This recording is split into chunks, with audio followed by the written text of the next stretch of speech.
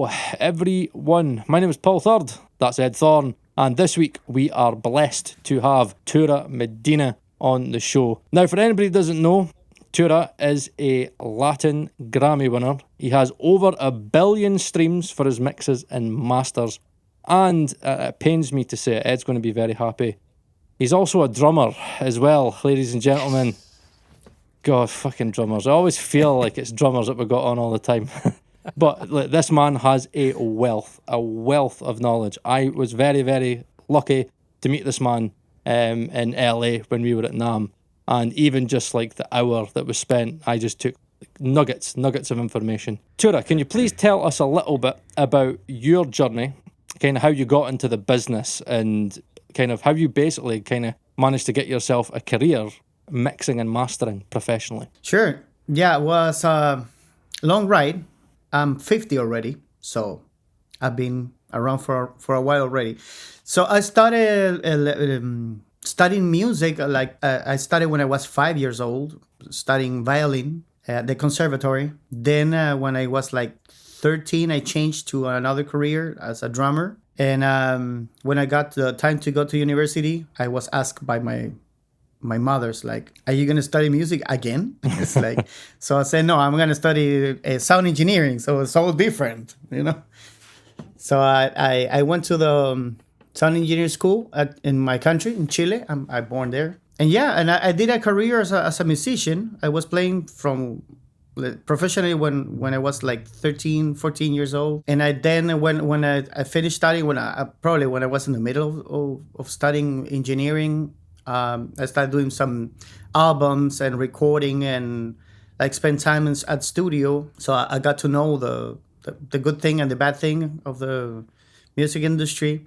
And but my main thing was as a musician. So I played with a lot of artists and bands and stuff, like super famous. And I toured around the world for 10 years, plus 10 years. But always I was working on the side by like mixing, mastering, producing, mostly producing more than that. And mixing was my hobby. Mm-hmm. Like I love to mix, and it was super fun. When I had time, I said to my colleagues, bandmates, I can mix your stuff, you know. So I got to learn the skills, and at the same time I was building a career because I was totally sure about what's going to happen when you're a drummer and you get 40 years old.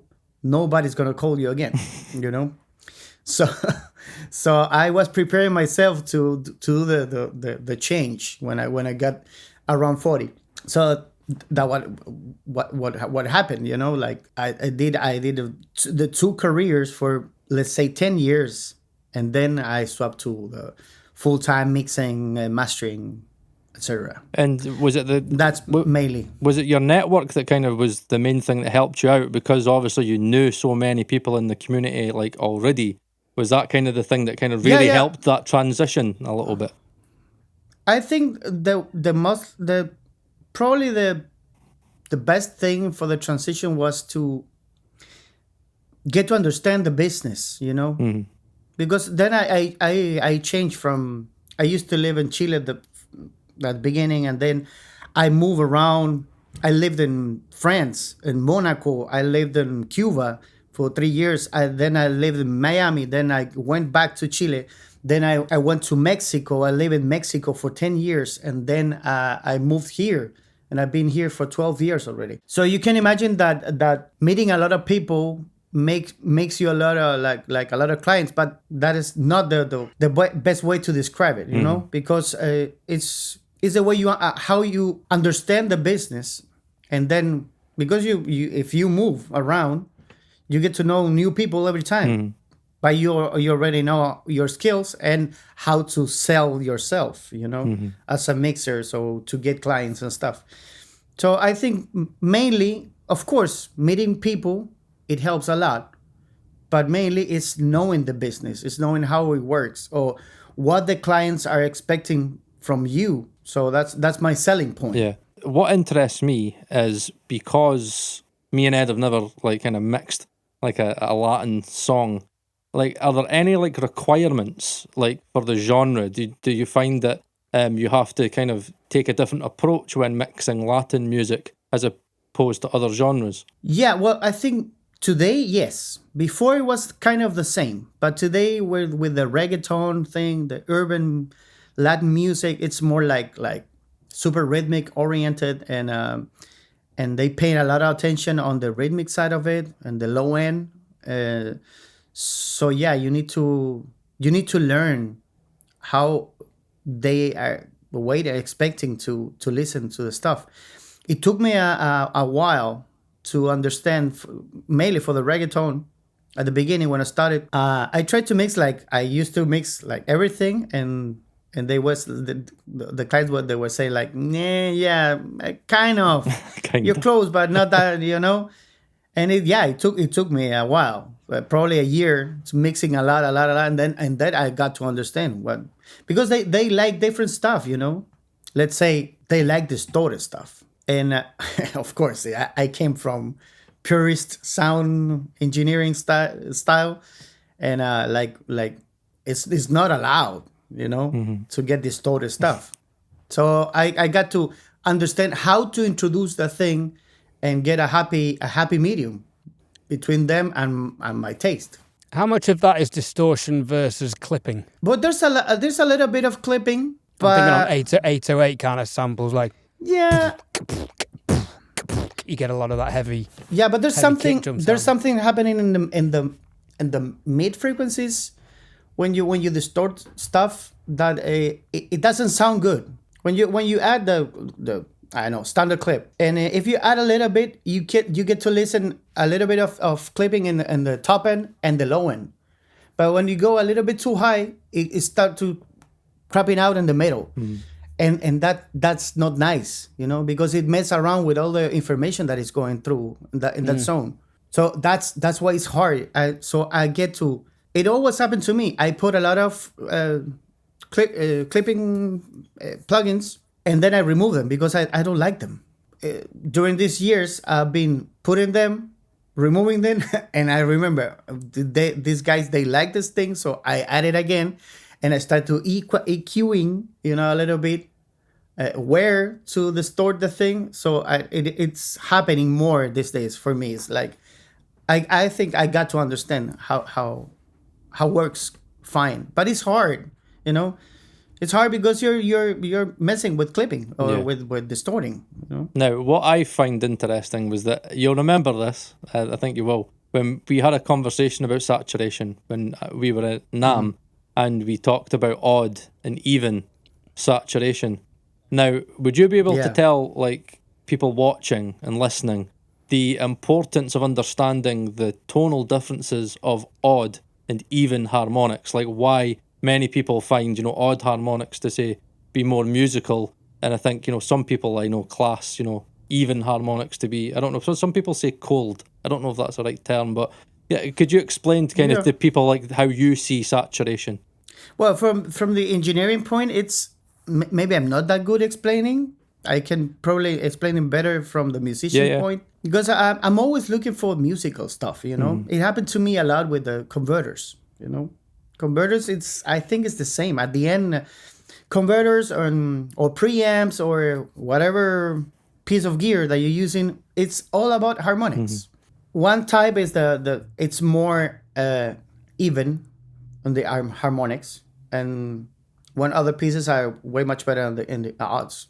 And there's people, they like different harmonics. I know a lot of people, they love odds. I love more even, because it sound different.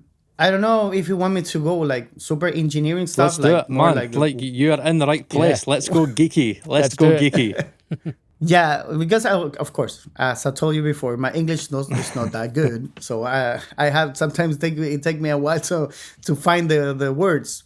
But anyways, the thing is with the odd harmonics, the tone resonates in a pleasant way, because it's the double of the harmonic.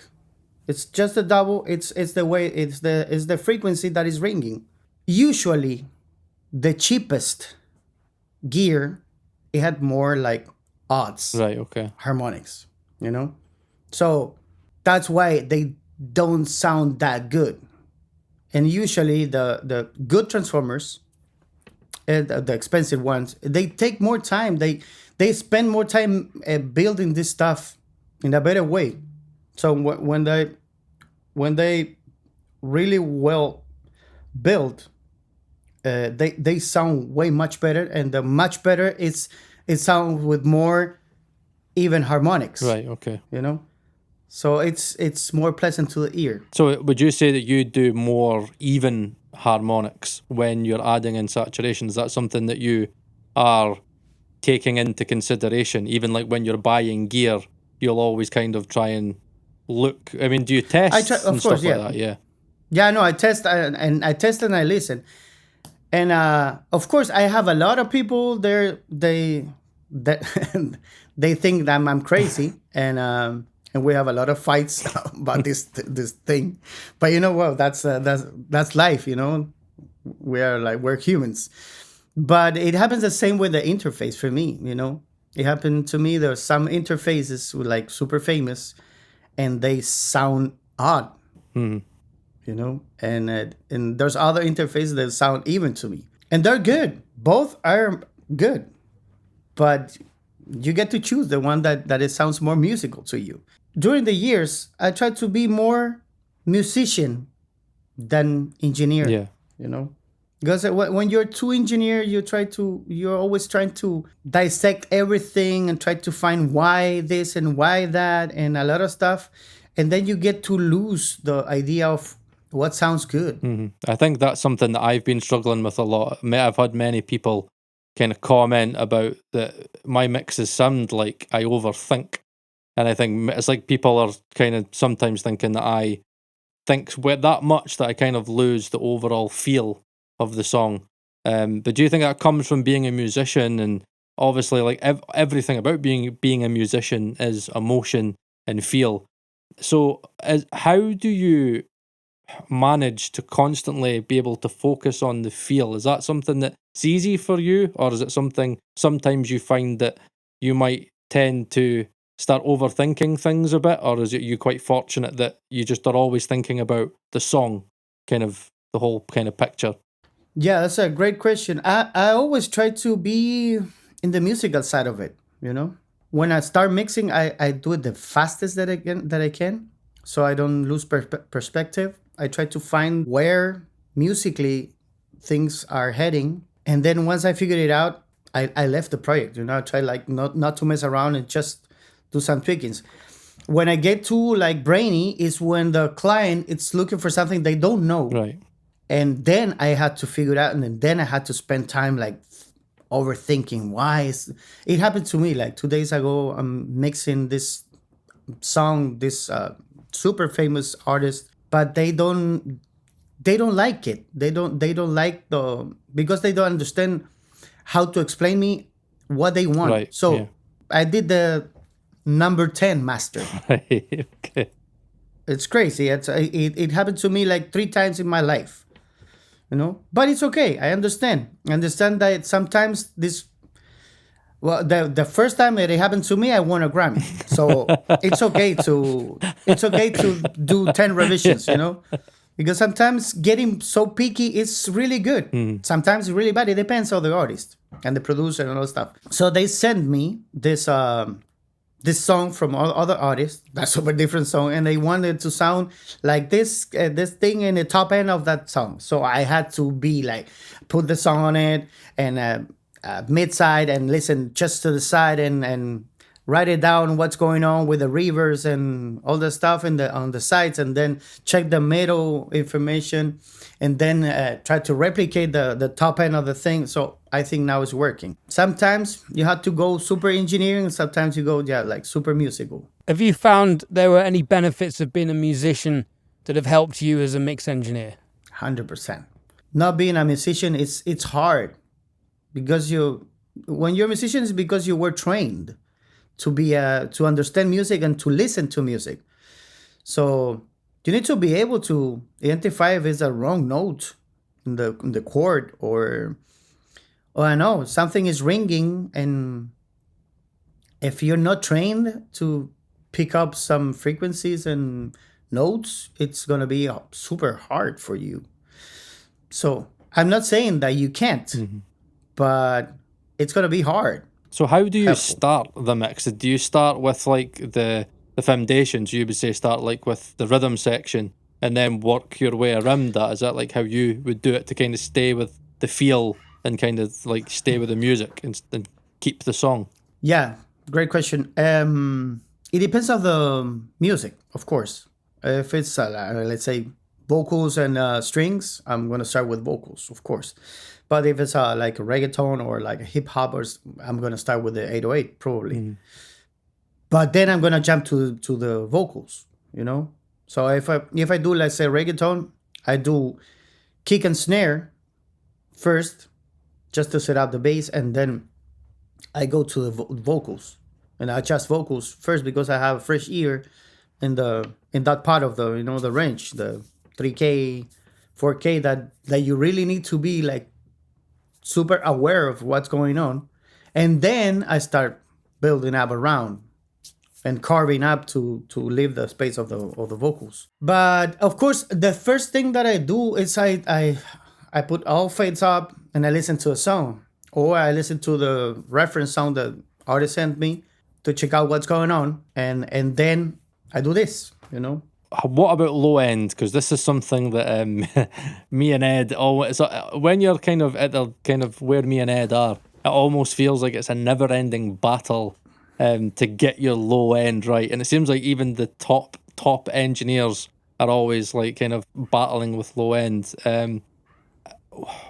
What do you do? Is there anything in particular that you do that not that techniques, because like what works for one person won't work for another in one genre. Again, there's no such thing as rules, but is there anything that you found helpful in your journey when it comes to low end that has kind of helped you that you think could maybe help other people listening? Absolutely. Good. I've been dealing with this for 30 years, like everybody. But I think I got to understand what's going on in your brain when we go through that, like first you need to choose who is gonna live in the lower and the bottom of the everything. If gonna be your kick or it's gonna be your bass. As the first thing that you need to solve in your mind. If we're talking about like regular modern pop music, like urban, reggaeton, hip hop, R&B, whatever, probably the bass is gonna be in the low end, and a little bit higher is gonna be the kick. I used to cut a lot of 20. Let's talk about the bass, 20, 30, 40. It depends on the bass. But now about it's about trying to avoid the facing thing. So I'm not trying to cut everything. Yeah. I'm just trying to like turning down a little bit the 20, 30. But I give it back when in the master. I always give the I know 2, 3, or 4 or 5 dBs that I took it down and the mix. I give it back on the mastering. So I try to balance stuff. That's one thing. Other thing, there's a huge war and who sounds best in the low end side in the reggaeton. So we had to went to a lot of stuff, like trying different style, like adding room to the sub bass, and shifting the phase of the and then adding to a parallel group and add some parallel compression, or cutting the bass in 2 parts, like doubling the channel, put one in one channel from 60 down and the other from 60 up, and you add some distortion in 60 up, and in the low end you put a tiny delay, 40 milliseconds delay, 10%, like almost nothing, but you making room, So then you're not fighting, because of the problem is the volume. War volume is the main problem, because at the end, if you go too high with the volume of the bass, you're not gonna have headroom to make it sound louder. So that's why you need to move stuff to the back, to the sides, and I think I've been listening to a lot of music these days, and there's only two ways. The guy who makes the bass and just in the middle, like 100% in the middle, and nothing on the sides, and the other guy who's mixing super wide and nothing on the middle, and leaving the middle space more for the kick. So when you do that, you have more space to the kick sits in the middle with more low end. So you don't need to cut that higher. If you have your bass and your kick in the middle, like 100% in the middle and nothing on the sides, you're gonna need to cut probably your kick drum. You're gonna cut it higher, so left more room for the bass. If you're moving the bass to the sides, adding some room, put it to the back a little bit, and to the sides, you're gonna have more room for your kick. That makes sense, because I've heard that, and I know Jason Joshua does it, because when we were at Abbey Road, I think, what was it? It was a Waves plugin he used, wasn't it? It was like a spread. I think it was like whatever Waves spread plugin it was. And I use a spread one, but this is from BX. Yeah. BX, Brainworks. But I've noticed that a lot of records I hear, the bass, you could hear it. It's like yeah. But is it something where do you widen like the mid range of the bass, or are you talking about widening like the entire bass, even like the lows? Bass. Yeah, right, okay. Well, sometimes it depends on the song, of course. Yeah. It depends on the arrangement. If you have space, you can do a lot of stuff. Yeah. The problem is when you have like 70 tracks and a lot of people living in the same zone, it's hard to manage, because you don't have space to move stuff around. But when you have like a really good arrangement where everybody has their own space, you can do whatever you like, and it's gonna sound good. Sorry, this is a two-part question that I know Paul's going to ask. Right. Do you? But my question is the second part. Do you mix on more on headphones or speakers? And if you mix on speakers, do you have stereo subwoofers for this kind of discussion? I mix in speakers. 99%. I don't use headphones, and I have stereo subwoofers, but usually I don't use them. Okay. I like just at the end I check them just if I'm missing something, but I'm not using through the mixing process.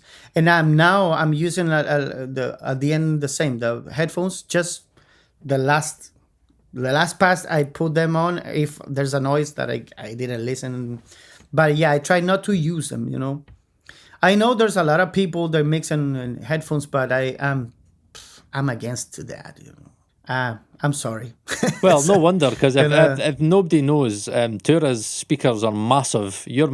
I've seen it on Instagram. Your speakers are gigantic.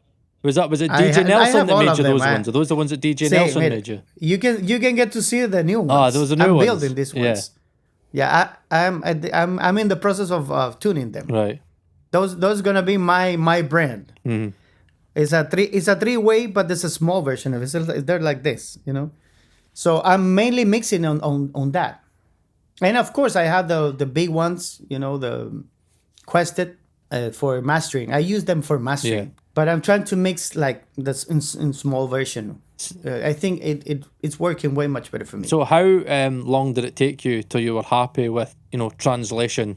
Because that's again something that me and Ed are constantly battling with, is trying to, obviously it sounds for me, headphones, it'll sound great in headphones. For Ed on his PSIs, was it something that it took you a while till you were like happy with translation on like lots of different systems, or is it something that you don't really worry about as much? You just kind of get one trusted system that you know inside out, and like you just kind of go with that. Well, I think as a like regular engineer, we go through a lot of speakers. Mm-hmm. So we try this, try that, and you get to choose the one that are more comfortable to your ears, because everybody listens different. Mm-hmm. Let's say the ribbon tweeters, I can't handle them. I have the and the audio ones, they have ribbon, and those are really good. But I got tired. Like I can listen to them for 10 minutes and I'm done. Right. Okay. So, but that's my architecture. That's my construction. So I'm building mines, and those are like silk. So it's a different sound. I know you get to choose the one that it fits your ears, and then you need to learn your room. Yeah. Massively, yeah. Because mainly probably not all of them, but maybe I say 80% of the speakers are tuned flat. So not huge differences. There's difference, of course, but not like super huge. Like, oh wow, this is no. It's more like you get to understand the speakers. Of course, we're talking about good components, good quality speakers, and room, because room is everything. Yeah, totally. If you don't know, you can mix in a stadium. If you mix every day there, you're gonna be a great engineer, but you have to do it every day in the same place. So I think that's the secret. How long were you mixing on KRKs for? I mixed on them for years. I don't know, 10 years. But Can you establish which model? Just because there'll be a lot of people thinking, oh, KRK G5 rockets are rubbish. No. But is it the 9000s, the G9000s that Spike was mixing on for decades? Yeah, no, I'm using the V series, V8s. I was part of the team of development of the speakers. Oh, right, because okay. I'm a karaoke artist.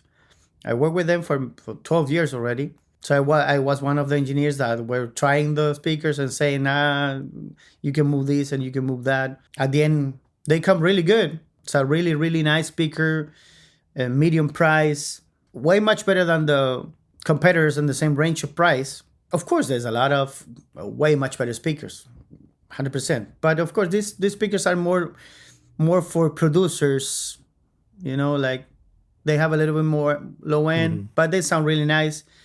It is a flat curve. They're D-class, as everything these days, like probably 90% of the speakers are D-class. So there's not going to be a huge difference. If you don't have an in-house mastering engineer like we're fortunate enough to have with Marcel at Actu Make with the working audio tools, DistroKid have you covered. For just $99 a year, you can buy unlimited mastering for all of your tracks in tandem with unlimited releases via DistroKid. Mixair from DistroKid uses AI technology to measure the EQ and the dynamics of your track and then present you with numerous options to tweak and customize your master. You can flip between the original and the generic mastered option.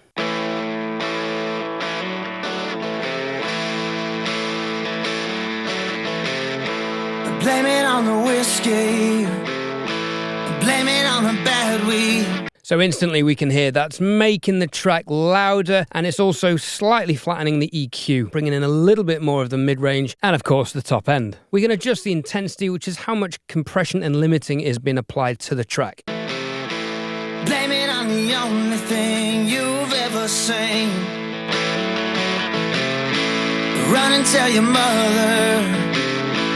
Blame it on your brother. I think somewhere in the middle works for this track. And the EQ options are self-explanatory. We can make the track effectively duller or brighter. Just ain't right. All you do is lie. All you do is try to deny. All you do is lie. Even when you know it just ain't right. All you do is lie.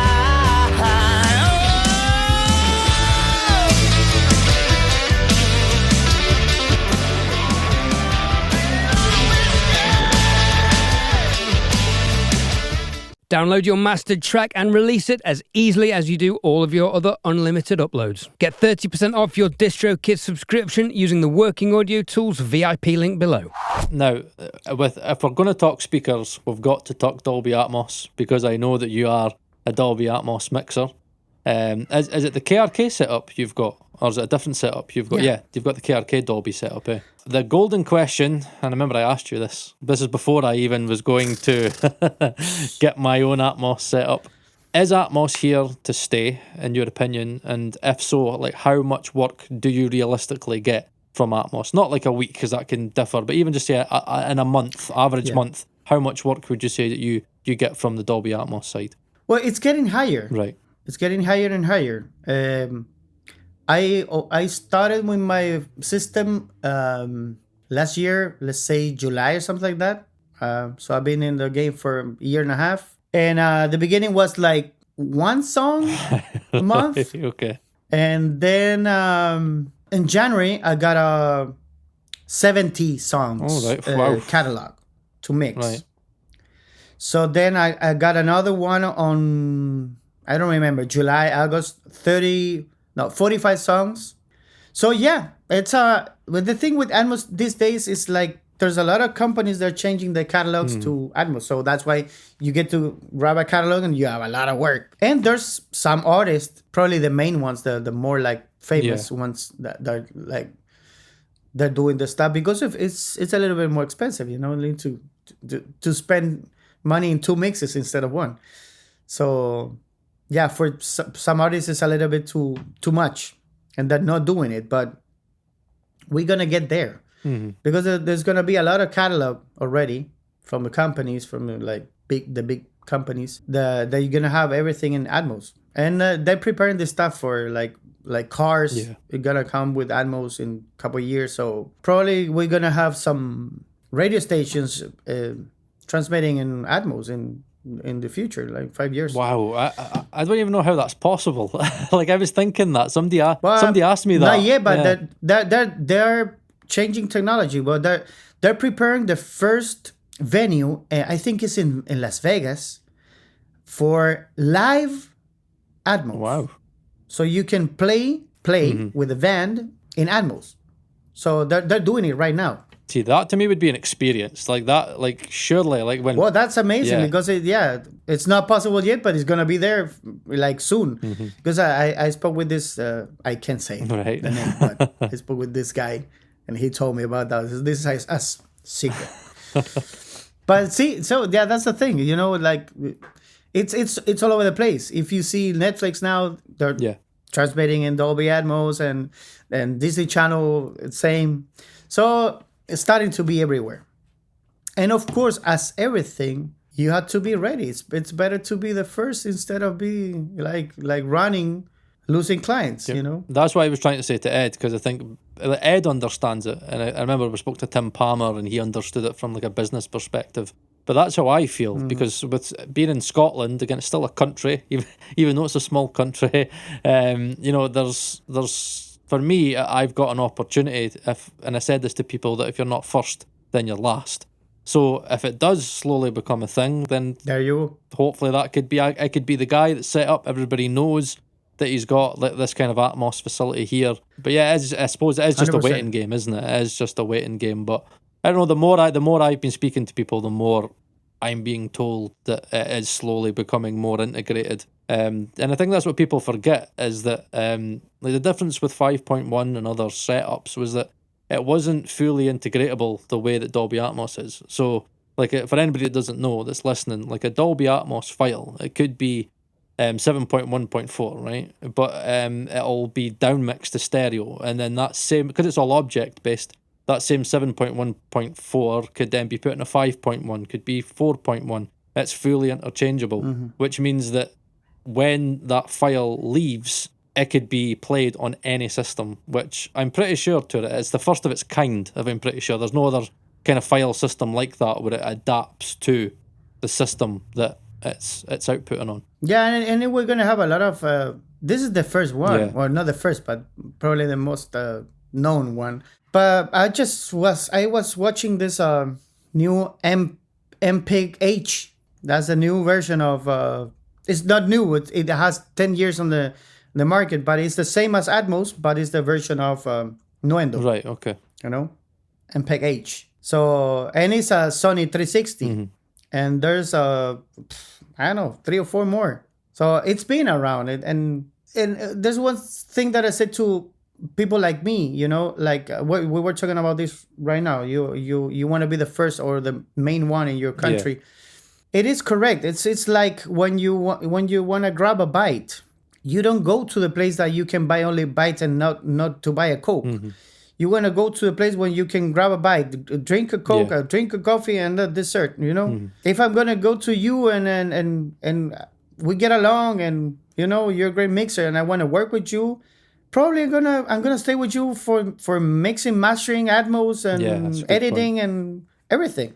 You know, because that's a way life works. You know, when you I don't know, same as the store, the restaurant that you go, you want to go there because they have everything and everything is good. That's a really, really no. But I think that's the first time anybody's ever really said that to me, and I've never thought about it because I speak to many people like yourself who do mastering on top, and I always wondered why do these people do mastering and stuff like that on top. But it's absolutely true that if an artist really likes you and they trust your ear, then if you can obviously get good at mixing first, and then you could add something like mastering, and then also add Atmos, then you can get like the full catalog, which again helps you out from a business perspective as well. And things are things they change from the past. Like they used to be. I was in that industry before. You know, I was in the industry where we didn't have internet, so everything was like calling the phone, and it was like an industry. You know, you go like recording and you send it to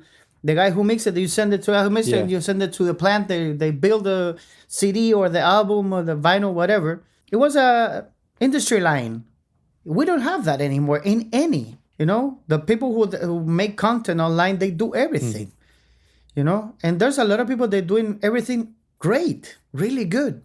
So why you had to go through a lot of people? You can do that. I'm totally up to. But in my point of view, I think it's way much better that when you make a bound with someone, and they can talk to you. My clients they call me by video, whatever. It's like, can you move this stuff a little bit? Yeah, sure. I open the session and move a little bit. Like, what else do you need? I don't do the 3 revisions and that's it. I don't do that. You know, I make a bound with my artists, and I go out and we grab a dinner and we talk about the project. I want this and want that. I ask a lot of questions. I get to understand the artist, and then I say, okay, I charge it this, and this includes I deliver when you're happy. If you want to ask me like 10 revisions, let's do it. Yeah, you know, because you're not getting what you need, and that's the thing. You know, people want to spend money and things they really, really like. Not things that they're okay. Yeah. Or things that like other people say, the A&R say this guy is great, and that's it. I'm not like that. No, I agree with you, because I think that one thing I've always thought about this modern industry a little bit is that sometimes the downside with it being online is that it's very impersonal. You know, you don't really have a chat with the client. Like I speak to certain people that like mix like online and stuff, and they'll say, yeah, I'll just get somebody will email me, or I'll be through my website, and it'll just be like, yeah, right, song to mix, here's a rough. Then I'll just be like through email and stuff like that, and I send it away, and it's it's not fast food, you know what I mean, but it's very impersonal. And you know, the top engineers I speak to always say to me, Paul, I've always got a relationship. I always try and create a bond or some form of relationship, because if you create that bond, then they will come back. And I think we learned this from Streaky and MSM as well, that no matter where you are in this industry, your people skills always have to be as good as your mixing skills. I think many people get in the notion of you've got to be the best mixer in the world, where if you could be the best mixer in the world, but if your people skills are shit, then you'll be sitting there thinking, I'm amazing. It's going to be harder. Yeah. Well, it's the same as that you don't change doctor. Yeah, that's true. If you don't, you know, when you feel good with your doctor, you don't change them. You know, and it's everything is the same. When you find a perfect restaurant, you go there every time. And when you find your loved one, your partner, you don't change them. You stay there because you like them. You know, you feel good about it. And it's the same. And every relationship is the same. So you need to build a relationship around, and then the complicity in between. It's the worth. It's worth. Yeah, I know what you mean. And you know, the relation is it's the more valuable thing. You know. Yeah, I know what you mean. Making something together, musically talking. Yeah, it's a bond. And do you also? It's a bond. Yeah. Do you also find that when you strike up that relationship, if you kind of go through maybe a period where you send them, say, like, not a mix that's maybe not to their liking, you don't really have that kind of worry of, you know, clashing heads and being like, oh yeah, you're shit, this, that, that. Yeah. And you could, No, it's good to you treat me as a thought that sometimes you don't have a good day as a mixer, and sometimes you do some crappy stuff, and you send it over, and when you have a relationship with your client, they're gonna say, "Really? Are you sending me this? Do it better." Right. You know, when you don't have a relation, they're gonna say, "Oh, okay, and they're not gonna call you yeah, anymore. it's a great point. It's a great See, point. and we are humans. We have some good days and some bad days. Yep. You know, it happened to me. I've listened to my work, and in I don't know, in 20 years I've been doing a couple crappy stuff. You know, what can I do? It's like it's relationships. You know, You're human. And how did the Sean Paul gig come up? Because I noticed that you'd done a Sean Paul mix. How did that come up? that was crazy because I was a fan. Yeah. So when they call me, it's like, we're gonna do this with Sean Paul's like, I can't believe it, and I raised the fader with the vocals like, oh my god, he was like, oh my god, I can't believe it.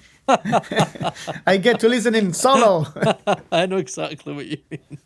Cool. Yeah, super fun. Yeah, it's great to have great artists, and you know, I decided to spend my life in this thing because I really love artist and greatness of the music. So I really enjoy mixing stuff with great musicians, great artists. That's my motive. That's the thing that it moves me. You know, it's not about the money, of course, because you know we're not rich. Yeah. You know, and it's because of that. So when I have, sometimes you have the opportunity to work with your heroes or people you love, and that's the Yeah. we're doing it good. So how does that kind of differ from when you have to work with A&Rs? Because I know that's something that, you know, many people in the industry have to deal with, where sometimes you'll deal with the artist, but sometimes it'll kind of be more the A&R. I've always wondered how different it is to try and, you know, keep an A&R person happy as opposed to being able to have that relationship with the artist. Is that like a struggle? Is it like, how is that to kind of deal with? Yeah, really good question. It happened to me before. It was hard at the beginning, but then I changed. Right. I said, okay, I'm not gonna fight with anyone, and I'm gonna invite them to be part of the chain. So I asked them, do you feel happy about it? Do you like this thing? Like I tried to make a bond, the same as before with the artists. You know, it's like, because they sometimes they are uncomfortable in the middle. They don't want to be there, but that's their job. So sometimes there's someone they'll tell me, yeah, do whatever you want, and I don't know. And there's other guys they want to know, you have to do this and you have to do that. It's like, okay, no problem. I'll do it. I have to tell you, maybe the thing that you're asking me is not the best for the project, but I'm gonna do it the way you're saying. Just to let you know, there's another door in the side that you can use whenever you want, but I'm gonna go through the way you're asking. And then when you put the seed on it, and then it goes through in time, and they get to maybe we can try the way you said before, and there you go. A lot of psychology. And they say, yeah, that's great. Yeah. But of course, 100%. And the same with the artist, you know. Artist gonna say, put this crazy reverb on the main vocal and put me on the back so nobody can understand the lyrics. And I say, are you sure? Say, yeah, that's a good thing. Okay, I'll do it. And I do that stuff. And I know it's not going to work. So I do the thing. I'm going to send it over and with a call. I already sent you the version that you asked me, but I think it doesn't sound that good, you know? Maybe we can make it better. And I'm sure you want it better. Oh, yeah, you're right. Then of course. And then they listen to it next day. Yeah, remove the reverb. It's crazy. So, yeah. You have to work around.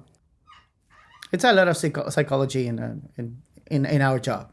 How do you find managing the balance between taking a fixed fee for mixing a track versus asking for and commanding points on the mechanical side of it, percentage royalties, because I feel like the mixing stage is, mastering is important, don't get me wrong, but the mixing stage is taking someone's track and making it come alive. And the amount of bands and artists that have produced seminal albums, and I'm thinking of Oasis's Definitely Maybe and Nirvana's Smells Like Teen Spirit, they were mixed a couple of times, well, a couple of times in Oasis's sense and once before the Nirvana album came out, and because they weren't right, but those albums could have come out under those previous mix revisions, and they may not have been as impactful, but the mix was then changed and taken in a different direction, maybe not improved, but taken in a direction that really served the songs better, and those became, legendary albums.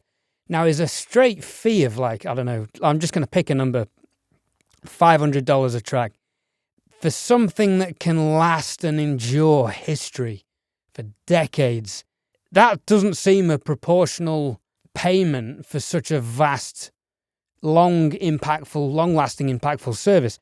So, you don't need to go into numbers, obviously, but, how common is it at your level in the industry that people are commanding percentages on the mechanical royalties, or who's just, are people just taking fees and happy to go away with it? Great topic.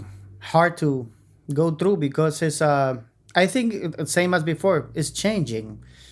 I think before you didn't have, in those days, Oasis and all the stuff, you didn't have the get to choose if you can get some points in the master, because the company is going to say, of course, no. Like, you want to charge like $2K, $5K for the mixing, go for it. If you're great, they're going to pay you. But you're not going to get like any percentage. Unless you're like super extra famous, and probably you're going to get like 1 point or something like that in the past. Today, there's a bunch of new artists. They don't have budget for mixing. So they get to manage the thing, offering you percentage. And you can, accept that and work with that. It depends on the artist. I think today it's more easy to find a happy medium. In the mixing side, in my case, I work with a fee. I charge a fee, and that's it. I don't want to go through all the crazy stuff, because mainly what happens with the artists. Well, I work mostly with known artists. No, I have probably 80% like more, known artists than, and the other 20% is like more indie and new artists. So probably with the indie ones, I work sometimes with percentage and stuff. With the other guys, that they don't want to give you a percentage. They just want to say like how much you charge, and I'm going to pay you. That's it. And if you say no, they're going to find someone who does the work for the fee. And it's the same for the guitar player, or the drummer, because there's a lot of songs that you remember because of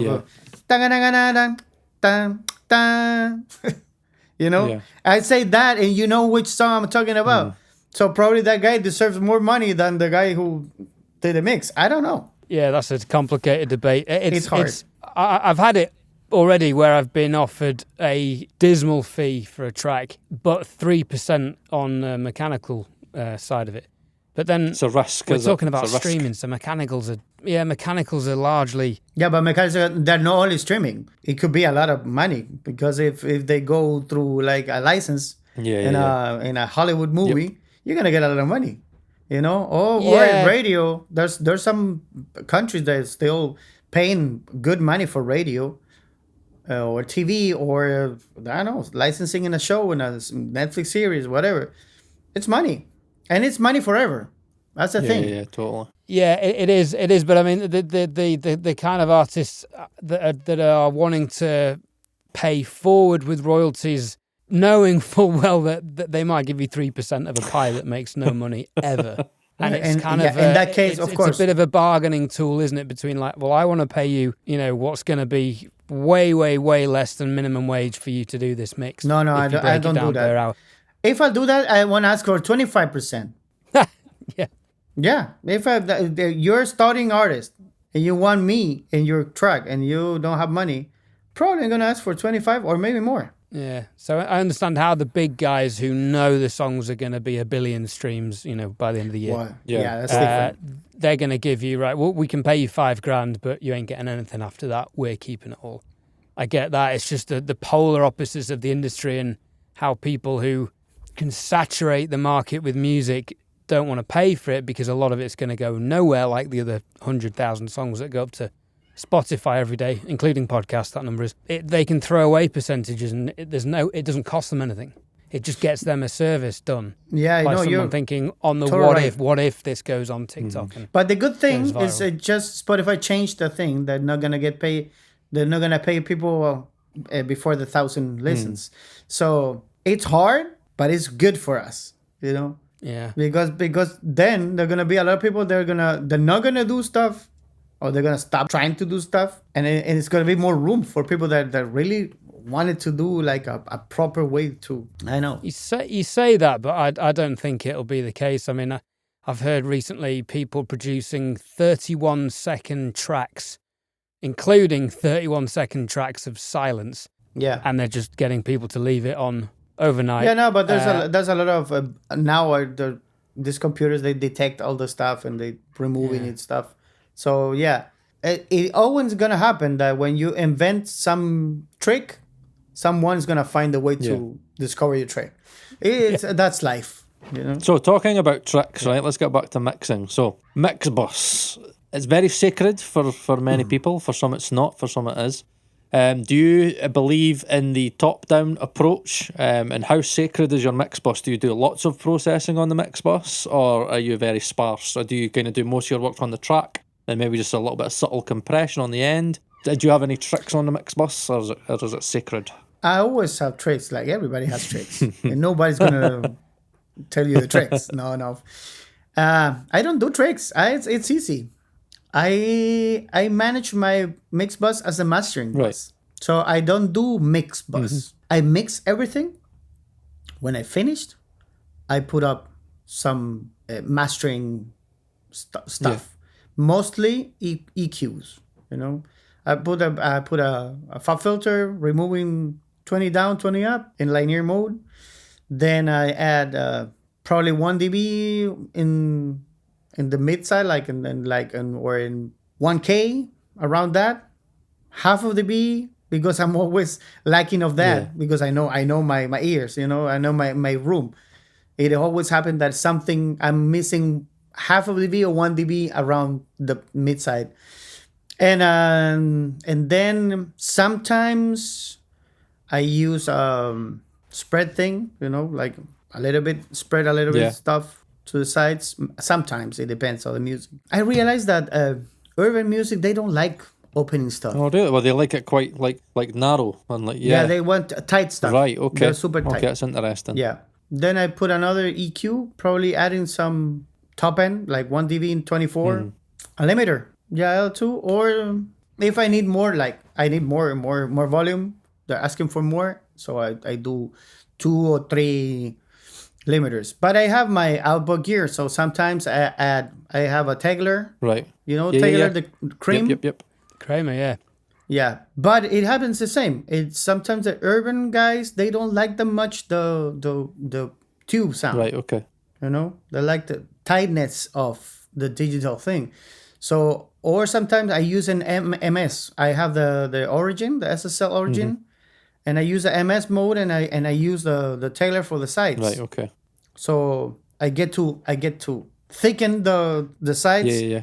And more tight in the middle. I know. It depends on the song. But I don't go crazy and I don't go that far, And compression, sometimes I use compression if they're asking, I really want more like picking in -6. Yeah.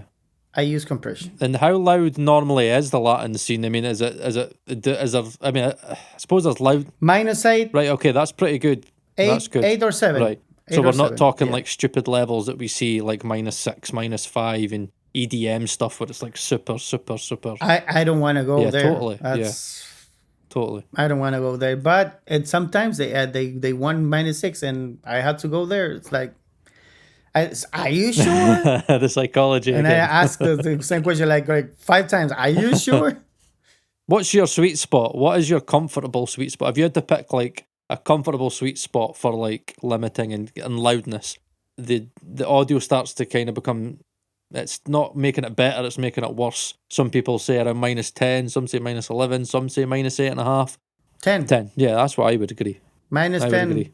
Minus 10, you can make the low end breathe. Yeah, totally. I agree. That's the one that it suffers, you know.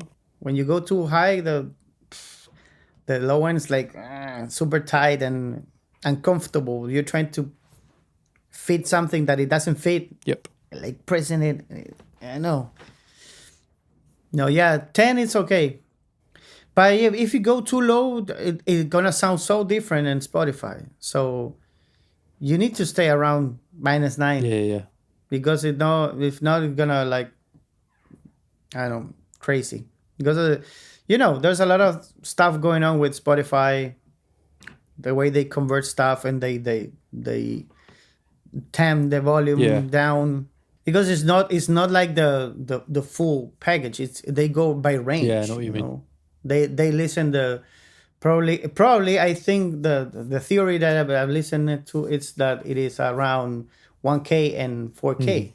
So the volume that's going on in that range is the one it's gonna tell Spotify if they're gonna put down or put up the song.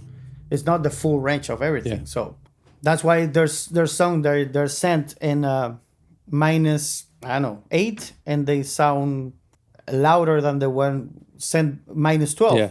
And they say that you have to send it like lower. It's because of that. Because of it's the range of where it's working. Now, in regards to loudness, what is your kind of key things that you do to make sure that when you are having to hit like -9, -8, that again your low end's intact and you can push into the limiter or the compression or whatever you're using, but everything still stays intact? Like, what do you do to ensure that you could get that loudness kind of without degradation? EQing is everything. The apparent loudness. It's the most important thing. Like working around 3K, the 3500. That area that's the key. Right. Okay. It has to sound loud, but sweet. Yeah. That's why it's so important to have a really good EQ, because probably 90% or 95% of the EQ that we have in plugins, when you start cranking up on the 3500, they're gonna sound really bad. Right. Okay. There, if you have external analog piece of gear, probably in that area gonna sound way much better than a regular plugin. So that's an area you have to work around. Vocals and some guitars, snare. If you make it happen there, it's gonna be way much easier. So then you can reach whatever. You can go -5. Do you sometimes just solo that band and kind of just like take it in? Used to. Okay. Used to many years before. Okay. Not anymore, because I got to understand how to do it. Of course, I'm not the best. I'm always trying, like everybody. Sometimes it happens, sometimes it doesn't. There's some tracks that the arrangement is not good, and those are impossible to get to the volume without losing a lot of information. That's something I'm going to have to do, because that's something that I've always heard the mid-ranges, because the magic is in the mid-range and stuff like that, but I've actually never ever thought about just kind of taking that element of the mid-range of the mix and listening to it kind of in isolation to kind of hear if it is too harsh, if it's the balance of it. Is that something that you do, Ed? Like take certain parts of the song and split it into the low end, the mid-range, maybe the high end, just so you can kind of focus on? Yeah, it's something I check. I don't remember every mix, but like I haven't done for the last couple on the podcast, but the next one for next week, I have where I use Listen Hub from Sonox, where you can solo the low frequencies, which is below 60. Sorry, the sub frequencies below 60, the lows, which I think is 60 to 200, and then the mids, low mids, which is 200 to 800 or something, and then the higher mids like 800 to 5K, and then the top end. and you can isolate if things are in those frequency bands that shouldn't be, and you can go back in and think, okay, well, why is the snare drum in the sub region? It shouldn't be because I've filtered it twice, but somehow it's still coming in. Maybe find the source. Is it a reverb? What is it? And then also that plugin enables you to mono stuff and then just hear the sides, which on speakers is so weird when you just engage the sides. But it's okay to do that, but it's not okay to do that. Right, okay. Because at the end, it's music. Yeah. When you start doing that, it's your overthinking. Yeah, which or is you're me having a thinking, problem. me automatically going, yes, okay, what overthinking can I do in the next mix? Now, yeah, so sometimes it's like, just listen, find a different spot in your room, move, I don't know, 2-3 feet away or to the side, listen with a different approach and listen to the music. It's sometimes you get to, oh, wow, I didn't notice that guitar was so loud because I was sitting 5 hours in the same spot, And so, or I used to do that before in the other studio that I had. I used to, like, when I finished the thing, I went to the other room and sit in the sofa that I have in the other room. And if the bass it doesn't was like sounding there was something wrong, because I got to understand how it works. So, it's music. We don't have to forget that it's music, and we have to spend time listening to the music. And if it feels right or if it's wrong. How do you deal with music being so subjective as is mixing, getting feedback from clients? For example, Paul and I both give each other feedback on mixes, and we get feedback from people in the comments, and we get feedback from people that we work with. But it's all so subjective. How do you trust or develop a trust for your own taste, that your taste is right and desirable and is going to keep clients coming back? I think that's the best question ever. I think that's the key of the success in this mixing stuff, is because I don't use my taste. Yeah. That's the thing. I try to emulate the taste of my client. And the only way to know that it's spending time with the client, talking with them or with her, asking a little question, send me the music that you listen to. Send me the songs that you really like, the way they sound, so I dissect the stuff. And I get to make a map of the brain of my client. Then when I get the map, it's easy for me to mix because I'm always thinking, oh, she's going to like it. Yeah. He's going to like this. I know I had this conversation with this client. It's been my client for 20 years already. And he sent me the last song, and I put the guitars, like, probably for a regular engineer it would be like 3 or 4 dB loud, like for a regular person. And I sent it over, and he said, man, I love the guitars, they're amazing. Yeah, I know you, I know you're gonna ask for that, so I just shortened the path, and I did it before you asked me, because I know you like guitars like super extra loud, that if I'm going to do it for myself, I'm not going to do it, But if I do it for them, I'm going to follow the thing. So that's my goal too. It's always like what the client wants. I don't follow my rules. That's the best advice, isn't it? Because when I do that, I'm always wrong. Mm-hmm. So really, when we think about the Serbins... That's why it's a great question. Because when we think about the Serbins and the spikes and stuff like that, and you're always like, yeah, they must be doing something. But I was listening to 4 or 5 Spike Stent records today, and I was like, wow, that sounds different. Okay, that sounds way different to that record that he done. And with you saying that, it's because he's mirroring what they're wanting. He's like, right, I'm going to be the vessel that you're going to use to get what the sound that you've got in your head.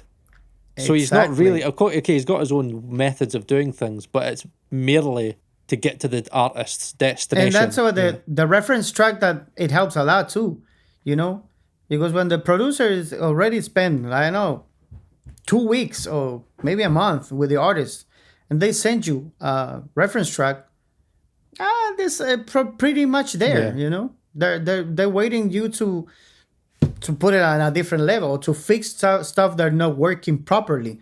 But they don't want you to be like super creative and adding a lot of crazy stuff. No, just just do it better than what they had. So reference track, main thing.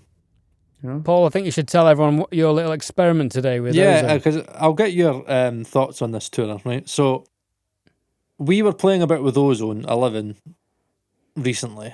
Now, I know a lot of people use Ozone. Now, what I found interesting was I got 4 spike mixes and I got 3 Serbian mixes. And I downloaded them.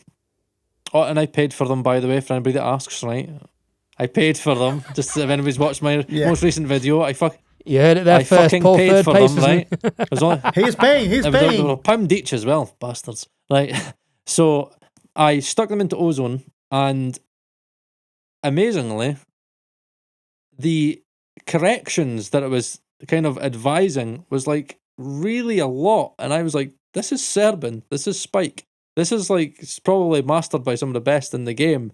And it's like these big, massive adjustments. And in most cases, I was wanting to always add a low shelf around like 30, and then a high shelf.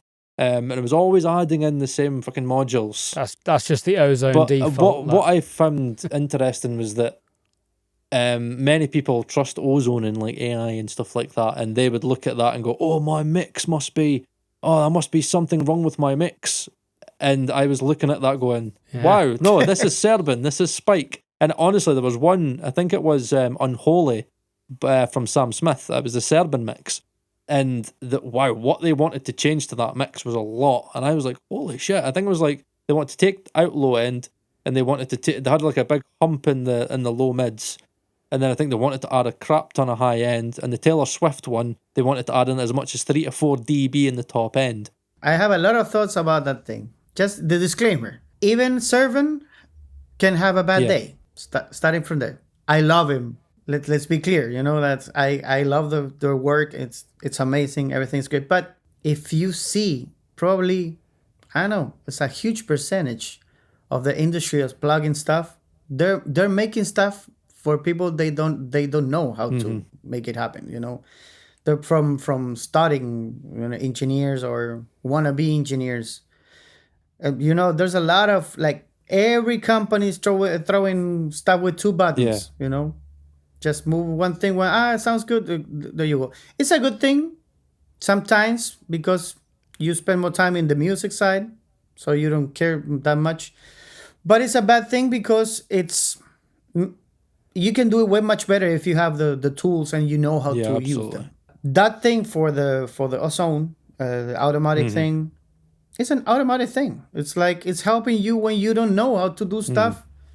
It's a kind of a ruler, medium happy size for everybody, and you can use it. Ahora, if you're a professional mix engineer mastering, you're not gonna use that thing, or you're gonna use it in a way that is not supposed to. You know, like maybe you say, oh, this thing can add this 1 dB of stuff that I'm missing, and I know I can get there with this plugin. But you understand it, and you understand. You can use it. What I always say to Ed a lot is that it's not letting the tool be in charge of you. You're always in charge of the tool. You're always the person behind the wheel. Exactly. That's the main thing. That's where people forget about AI. They want. So it's a good tool. Yeah. It's a great tool, but it's not for the things that we are doing. Yeah. I get what you mean. Yeah, I use it as a reference. So if I'm like 3 hours into a mix, I'll have a look at it and it'll come up with maybe an EQ curve. I mean, it's never come up with more than 2 dB of EQ in an area. And then I've gone and thought, okay, well, I always back that off to at least half of what it suggests because I think it does overdo it a lot. But usually it's like in the ballpark. And then I'll listen to some reference tracks and think, okay, how does my track list compare to those tracks? And I focus on the areas that it's highlighted, and I think, okay, between this track and the mastered track that I know and like, what is my mix missing something in those areas, or is it too hot in those areas? And then can I go into the mix but I use it. I don't use it in terms of it's the be all and end all. I just use it as a reference and think, okay, well, do I need to go into the mix and add some more mid range or take away some harshness, or kind of use it as a reference tool rather than a this is categorically wrong shit. I'm Well, rubbish at mixing 'cause I'm too maybe it dB works down. for you. Maybe it works for you Yeah. because it depends on your personality. If you put the seed of maybe I'm done. I'm gonna spend another day. If I'm sure That's what a I'm very what good I'm point. Yeah. yeah, if I'm sure I'm doing this great because I believe in my skills and my ears, I don't want nobody and nothing to tell me maybe you're doing it wrong. Yeah, that's a No, good point. That's a great point. you know. I love that. Yeah. Yeah, so I insist it's a great tool for someone that is not like get what you a mean. professional mix engineer. Amazing, lovely, great. It teach you. But when you're not and you're being there and you're mixed 500 songs already, you believe me, you don't need that. You just Yeah, I mean, need I the definitely feedback haven't of mixed your 500 songs yet, so I'm not yeah, quite well, yeah. So at that point. the feedback that it's important. The feedback is from your artist, the first one, and the other feedback is the results of the song. You know, how it went the song, and then you can make your math, and that's why like Servant. Can you imagine Servant going through a song to check if the mix is okay? Of course not, because we are using his songs to check if our mixes are okay. Totally. So, and he has great mixes, and he has like not that great mixes. And I think that's what's important. That's what I try and say to Because- people is that like we're all human, and even the best engineers in the world are all human. Right? There's not. They don't have superhuman. And it's okay. Yeah, it's okay. They're not superhuman. And it's okay to say, "I'm sorry, I was wrong." It happened to me many times. They say, that I know that bass sounds weird, and the next day I listen to it's like +4 dBs, and it's why like I know I wasn't listening yesterday. I'm sorry. I called the client. I'm sorry. I had a bad day. Yeah. I'm gonna fix it right now. I'm gonna send it over, and I fix the stuff. Oh yeah, now it's perfect. Yeah, there you go. It's like. For me, though, it's a good feedback tool to really learn my new speakers, and I've just got Trinov, which I'm getting used to, but also really understanding how filtering in the low end can affect the frequencies in the higher ranges, and that's something I'm really starting to observe, and I need to understand more thoroughly, I think, on my journey for improvement. So that's what I'm focusing on. So- Absolutely, yeah, that's super important. Bass is everything because your brain. It covers the part that they're not listening. It's imagining stuff. Yeah, the perception. So you need to psychoacoustics. Psychoacoustics, That's a term. Psychoacoustics. You need to you need to have it in like right next to your mouse.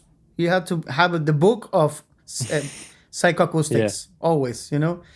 Because it's always there, Yep. and it's the same as the bad day, good day that we're talking about before. It's totally related to psychoacoustics. Mm-hmm. I know what I think it's important Because to remind everybody and everybody watching and listening to this is that like I know and I know it's hard when like you're listening to again you could be listening to Tura's repertoire and you're like fuck man this guy sounds fucking amazing, right? And you're like oh my god I'm never going to sound like that. Unreal. But mix. it's like it's so important to remember as Tura said that like even this man right again Latin Grammy winner right he has bad days and the best Spike will have good days and bad days. And I think that's what people struggle with trying to get into this industry is that every mix has got to be Spike's, Serban, their best mixes, you know what I mean? And the thing is, though, Spike's bad day is still a fuckload better than my good day. Well, maybe for you, but maybe for the other artists, it's not like that. Yeah, that's a great point. Those artists they're gonna find find your music way much better than the Servants ones. So that's the thing. It's everything is relative, and at the end, we don't have to forget that it's music, and the most important thing is the artist has to be happy. Yeah, big time. That's what I try and say to if people. If the artist is happy, everything's going on. Because there's a lot of crappy songs like sounding really bad. They're huge songs, and people remember for years and years, and nobody cares who makes that stuff. Yeah, I know. We are important, but we're not that important. It's always the artist. And I think that's what I try. I think that's what's difficult with this podcast is because me and Ed don't have the artist, we are mixing multi-tracks from like Produce Like a Pro and stuff. So the feedback we get is never from the artist. It's from other engineers who have their own ears and have their own tastes. And it just Of course, and everybody's Yeah. gonna have a word for that. You know, if you send me stuff and then please give me your feedback, I'm gonna analyze that thing. Yeah, you maybe you have a little bit too much of 320, and then your top end is like, yeah. who cares? You know, if your artist is happy with 100%. it, there you go. You don't need the feedback of nobody. 100%. No, what, Tura, thank you so much for coming on. This is definitely up there as one of the best interviews we've had. You know, I was a fan of yours. I was a fan of your channel that we met before, because the information that you're throwing out is really, really good stuff. I appreciate that. So please keep going. And I know Ed before in other videos too. So I know you guys are doing really, really good for the industry. So keep it going. And I'm happy to be here. Thank you for inviting No me. problem. And whenever you want a second part, I'm totally up to Totally, it. 100%. On that bombshell, on that positive end note, those Yeah. positive bombshells. I enjoyed that ending, how we ended that on such a positive note. Thank you for coming on the show. Thank you for listening and watching, everyone. Don't forget you can get 30% off your first year's subscription to DistroKid using the Working Audio Tools VIP link in the podcast show notes and YouTube video description. I'm not going to waffle, but it's been emotional. Subscribe, like, leave a review on all your podcast platforms if you can. That'd really help us out, help with the algorithms and stuff. Share amongst your friends. Follow us on Instagram as well, and we will see you in another week. Maybe with You're a mixed still episode. going. Maybe Just with something end the totally random. podcast. You're like me. My God, Ed. Right. Ladies and gentlemen, thank you very much. Yeah, It's we'll been see you again emotional. next week.